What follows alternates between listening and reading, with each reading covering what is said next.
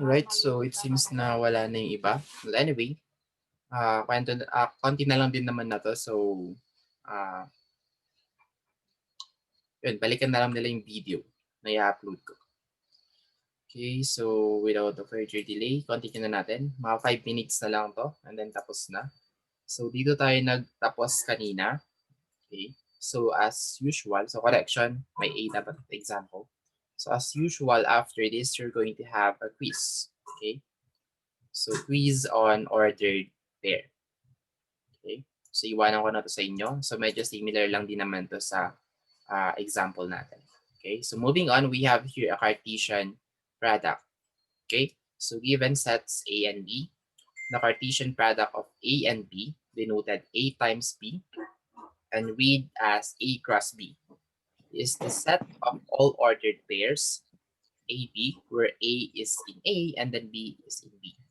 So kapag sinabi natin A times B, so kukunin lang natin lahat ng elements or set or ordered pairs ng set A. The same with letter B, kukunin lang din natin lahat ng ordered pairs ng set B. And then all we have to do is multiply. So kapag may multiply kayo, is same lang siya ng normal mathematics. So papakita ko sa inyo kung paano mamaya. Okay? So in here, this A and B is symbolically A times B or A cross B is equal to AB. Okay, first element is A and then B is the second element, such that A is an element of set A and then B is an element of set B. And then AB is equal to AB. Parang weird to Okay. Seems na may correction dito. Anyway, disregard nyo muna to. Okay, I think hindi to kasama dito. Or may nabura lang ako. Okay. Anyway, pwedeng kahit wala naman na yan. Papaliwanag ko sa inyo yung full definition mamaya or yung full meaning. Okay? So, para mas maintindihan nyo, dito ko na lang papakita sa example. So, it says here, list all the set of ordered pairs on the following. So, we have here set A that contains an element of 1, 2, 3. And then set B contains an element of UB. So, we have here the first question, find A times B. So what are the ordered pairs of letter A? So ako nang sasagot para sa inyo. A times B is equal to set. So our first ordered pair is 1U. Our second ordered pair is 1B. So basically, para ka lang nagmo-multiply. Dinidistribute mo lang. Okay? So yung tawag natin dito is yung parang FOIL method. So yung first in,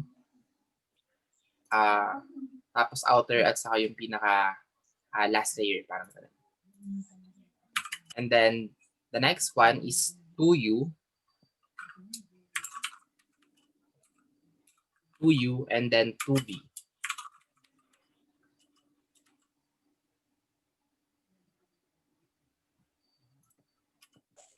And then the last one is 3U.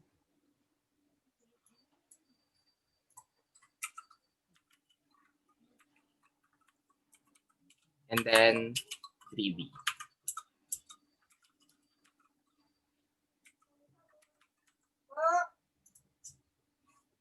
Okay?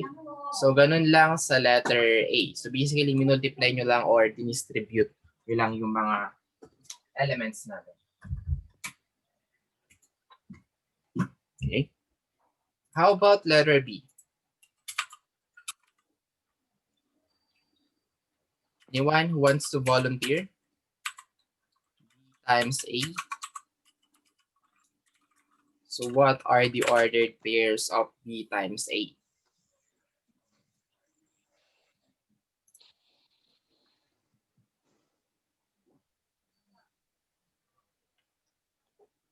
U1, sir.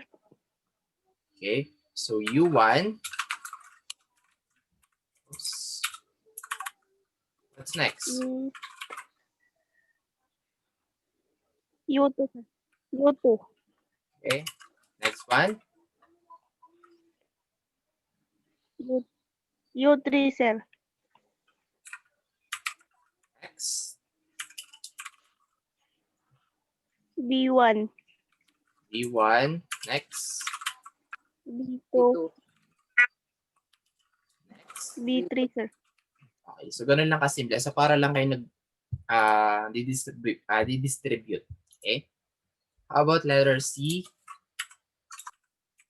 UU, sir. B times B equals, okay, so UU,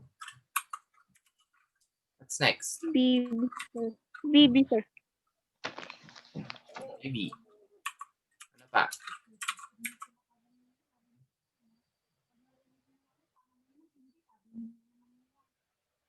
UV. UV. Ano pa? VU. Last VU. one is VU. Okay? So, multiply nyo lang yung sarili niya. UU, UV, VU, saka VV. Okay, yun yung tamang arrangement kung sakali. Okay, how about the last one?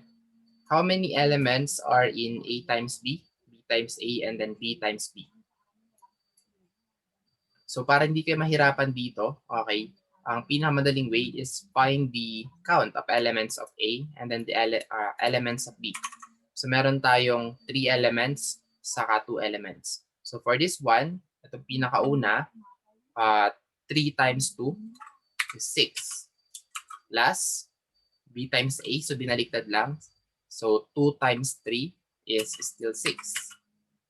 The last one is B times B. So, ilan yung elements dito? 4. Plus 4. So, ilan yung nakuha natin? 6 plus 6 plus 4 is 16. Okay, so we have a total of 16 elements from A times B, B times A, and then B times B. Okay, so ganun lang naman siya kasimple. So as usual, after this, you're going to have a quiz. Okay, so similar lang din naman siya dito sa example natin. So kayang-kaya nyo na. Okay, so hanggang doon na lang for this second module. Okay, so may mga queries ba kayo or clarification?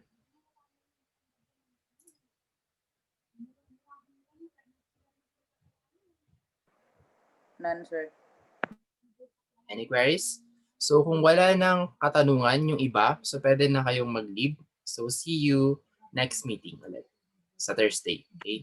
So pwede nyo nang sagutan sa module natin or sa canvas natin yung mga quizzes na binigay ko ngayon. Thank you, sir. Alright, so goodbye sa mga wala nang katanungan. Sa may mga katanungan, pwede pa kayong magtanong. Mahaba-haba pa yung oras natin. Or kung may concern,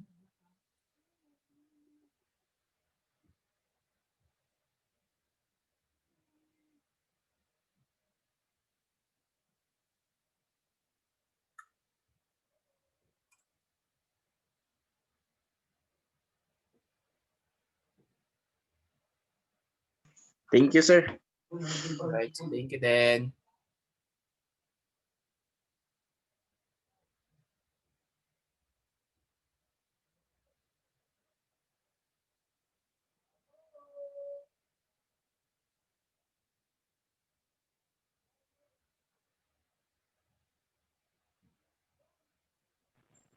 Thank you, sir. Stay safe.